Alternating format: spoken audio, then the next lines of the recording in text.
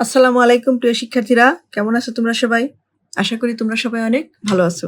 আজকে আমি চলে এসেছি নতুন আরেকটি ক্লাসে।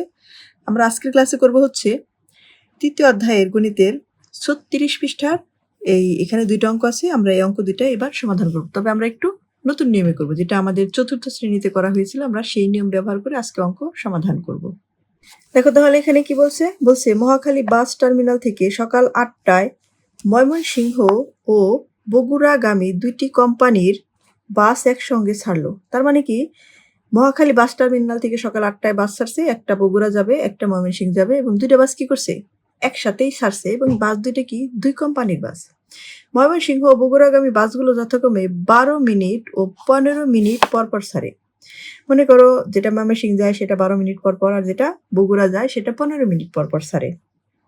উক্ত দুইটি কোম্পানির বাস ন্যূনতম কতক্ষণ পর আবার একত্রে হবে?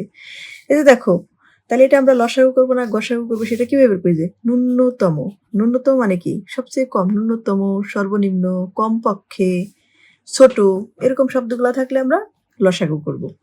তো এখন রাফি বলছে সমস্যাটি সমাধানের জন্য আমরা চতুর্থ শ্রেণীতে শেখা কৌশল অবলম্বন করব।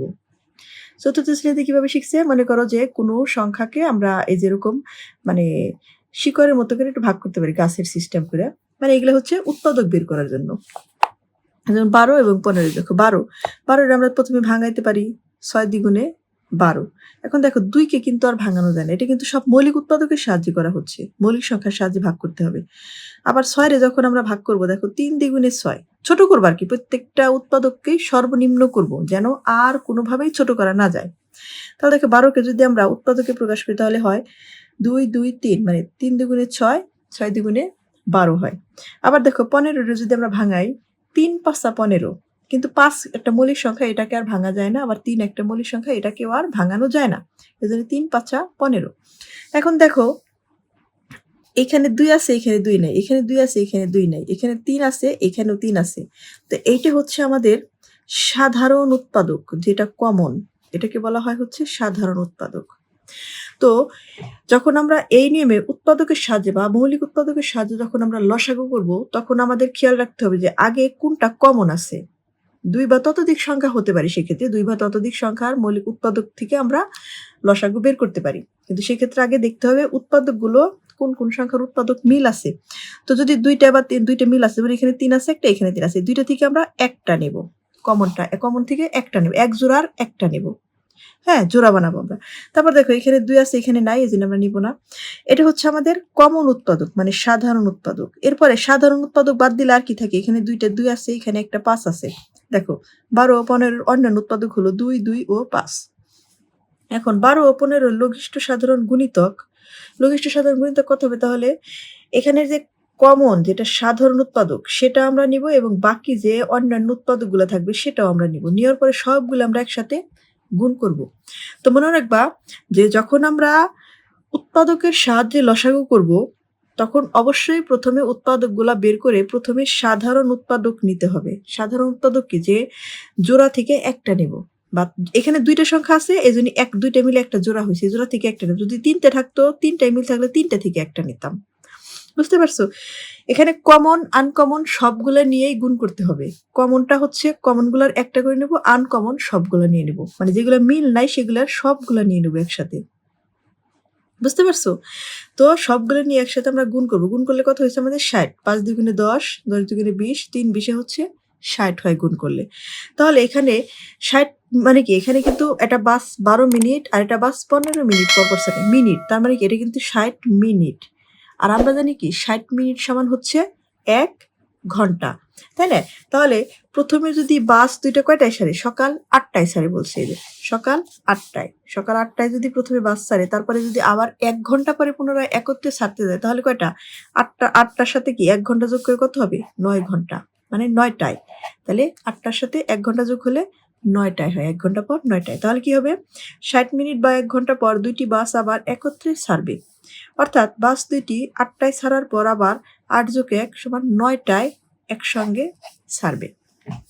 তবে অঙ্কটা কিন্তু খুবই ইম্পর্টেন্ট। যেমন গত ক্লাসে আমরা করিয়েছিলাম এই ঘন্টা, ২ টি ঘন্টা একত্রে বাজার পর কতক্ষণ পরে বাজবে। আবার এখানে ২ টি বাস মানে একসাথে বাজার পর আবার ভিন্ন একসাথে ছাড়া আবার ভিন্ন টাইমে ছেড়ে গেলে আবার কখন পুনরায় একসাথে ছাড়বে। এগুলা একই টাইপের অঙ্ক বা একই নিয়মের অঙ্ক। বুঝতে পারছো? এগুলা এভাবেই করতে হয়। তবে খুবই ইম্পর্টেন্ট, এগুলো একটু মনোযোগ সহকারে বারবার প্র্যাকটিস করবা। দেখো আমরা পরের অঙ্কটা করি। এখানে কি বলছে? বলছে দেখো, মৌলিক গুণনীয়কের সাহায্যে ৮ ও ১০ এর লসাগু নির্ণয় করো। মৌলিক গুণনীয়কের সাহায্যে, আমি কিন্তু আগেই বলছি মৌলিক গুণনীয়কের সাহায্যে বলতে যখন লসাগু করতে বলবে বা গুণনীয়কের সাহায্যে, তখন আমাদের কি করতে হবে? কমন আনকমন দুইটাই নিতে হবে। দেখো ৮ আর ১০, এই যে ৮ ১০। ৮ কে যদি আমরা ভাঙি ৪ দ্বিগুণে ৮, তাই না? ৪ দ্বিগুণে ৮। দেখো ২ কে আর ভাঙা যায় না, কিন্তু ৪ কে ভাঙা যায়। ২ দ্বিগুণে ৪। তাহলে বা ৮ এর উৎপাদক কয়টা? ১টা ২টা ৩টে। তাহলে এখানে ২ ২ ২ হবে ৮ এর উৎপাদক। আবার ১০ কে যদি আমরা ভাঙাই ৫ দ্বিগুণে ১০। এখন ২ একটা মৌলিক সংখ্যা, ৫ একটা মৌলিক সংখ্যা। একে আর ভাঙা যায় না। এটাই সর্বনিম্ন। তাহলে আমরা এখানে কি লিখব? ২ ৫। এখন দেখো এইখানে একটা ২ আছে, এখানে একটা ২ আছে। এই দুইটা থেকে আমরা কয়টা নিব? একটা নিব সাধারণ উৎপাদক হিসেবে। দেখো ৮ ও ১০ এর সাধারণ গুণনীয়ক। ৮ ও ১০ এর সাধারণ গুণনীয়ক আমরা কয়টা নিব? ৮ ও ১০ থেকে এই দুইটা ২ থেকে আমরা একটা ২ নিব, যেটা হচ্ছে কমন। হ্যাঁ, আর কমন বাদ দিলে এটা বাদ, এখন এটাও বাদ। যেহেতু দুইটা থেকে আমরা একটা নিয়ে নিচ্ছি, তারপর বাকি থাকে কোনটা? এটা থাকে, এটা থাকে আর এটা থাকে। তাহলে বাকিগুলো আমরা এখন এখানে নিয়ে নেব। ২ ২ ৫, এই যে অন্যান্য গুণনীয়ক নিয়ে নিলাম। ঠিক আছে? তো অন্যান্য গুণনীয়ক আমরা কি জানছি? আমরা যখন লসাগু করব উৎপাদকের সাহায্যে, মৌলিক গুণনীয়কের সাহায্যে বা উৎপাদকের সাহায্যে, তখন আমাদের কি করতে হবে? এই সাধারণ এবং অন্যান্য সবগুলো একসাথে গুণ করতে হবে। সাধারণে কি আছে? ২। তারপর অন্যান্যতে ২টা ২ আছে। ২টা ২, তারপর কি আছে? ৫। এই সবগুলো কি করব? আমি এখন একসাথে গুণ করব। গুণ করলে কি হবে? ৫ দ্বিগুণে ১০, ১০ দ্বিগুণে ২০, ২০ দ্বিগুণে ৪০। অথবা দেখো ২ দ্বিগুণে ৪, ৪ দ্বিগুণে ৮, ৫ ৮ ৪০। বুঝতে পারছো?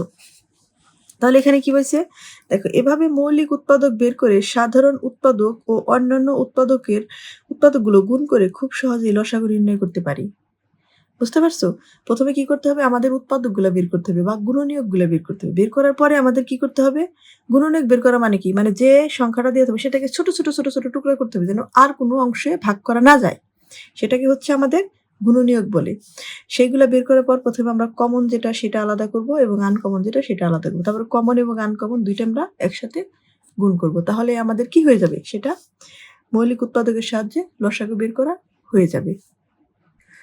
দেখো এরপরে হচ্ছে আমরা ৩৭ নম্বরে পেজে কি আছে সেগুলোও একটু দেখব। বলছে এখানে দেখো, কোন সংখ্যা ৩ দ্বারা বিভাজ্য, মানে কোন সংখ্যা ৩ দ্বারা বিভাজ্য সেটা আমরা কি একটা সংখ্যা দেখলেই বুঝবো? হ্যাঁ, এটা আমরা দেখলেই বুঝবো। মানে অল্প একটু ট্রিক্স ব্যবহার করে আমরা দেখলেই বুঝতে পারি যে কোন সংখ্যাটা ৩ দ্বারা ভাগ করা যাবে নিঃশেষে, কোন সংখ্যাটা ৩ দ্বারা নিঃশেষে ভাগ করা যাবে না, সেটা আমরা সহজেই বুঝতে পারি। দেখো এখানে রাফি বলছে, চতুর্থ শ্রেণীতে আমরা ২, ৫ ও ১০ দ্বারা বিভাজ্যতা নির্ণয় করতে শিখেছি। চলো এবার ৩ দ্বারা বিভাজ্যতা নির্ণয় করি। দেখো ২ দ্বারা বিভাজ্যতা কি? যে কোনো জোড় সংখ্যাকেই। ঠিক আছে, আজকের ক্লাসটা এই পর্যন্তই। দেখা হবে পরবর্তীতে নতুন আরেকটা ক্লাসে। ততক্ষণ পর্যন্ত সবাই ভালো থেকো। আর আমার এই ক্লাসটি ভালো লাগলে আমার চ্যানেলটিকে সাবস্ক্রাইব করে পাশে থাকা বেল আইকনে ক্লিক করে দিও।